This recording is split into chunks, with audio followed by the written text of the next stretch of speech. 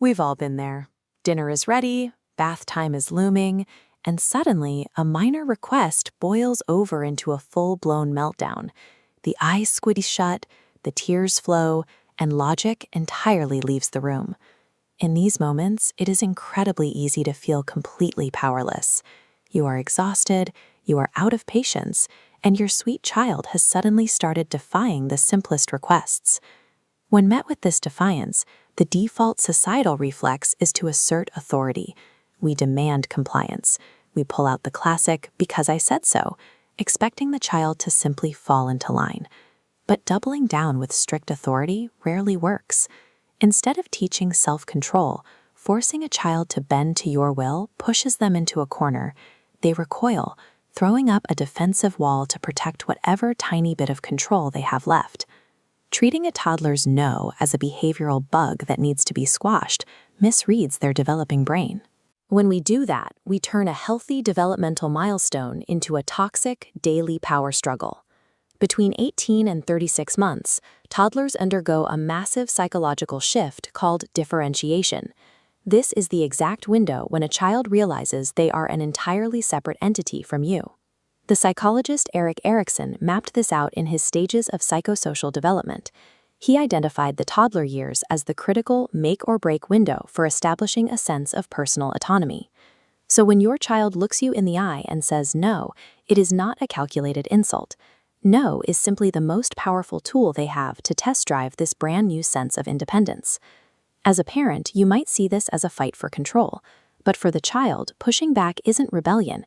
It is a biological imperative to figure out where your control ends and theirs begins. That defiant no is the very first spark of self-sufficiency.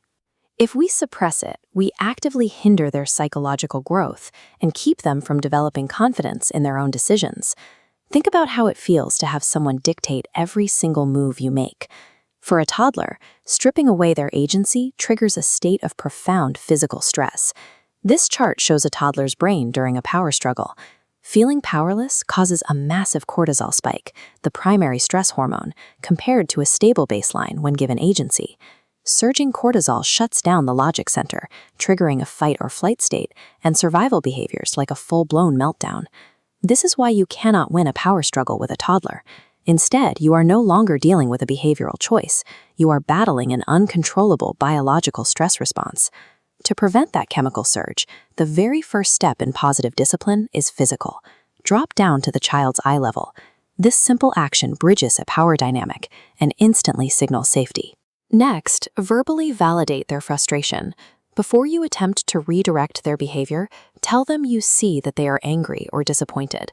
This proves that you are listening. Then offer a guided choice. Present two tightly controlled options that you already approve of before a struggle can even begin. Do they want the red cup or the blue cup? Offering these minor choices feeds their biological need for control. It entirely bypasses the defiance reflex because the child is focused on making a decision rather than fighting your command. By acting as the architect of their choices rather than the dictator of their actions, you eliminate the power struggle. And you do it while fully maintaining your authority as the parent. The immediate payoff is relief. You get a peaceful home environment where consistent boundaries are maintained, but the child's spirit remains intact. But the long-term stakes are much higher. A toddler who is allowed to safely practice the word no today is actively learning how to set healthy personal boundaries for the future. When we allow a young child to exercise their voice and trust their own opinions, we are directly equipping them to resist peer pressure and manipulation when they become teenagers. Working through these moments of defiance provides the safe, firm structure a child needs to discover their own identity. By respecting a toddler's autonomous, self-reliant, emotionally intelligent adult who knows without a doubt that their voice matters.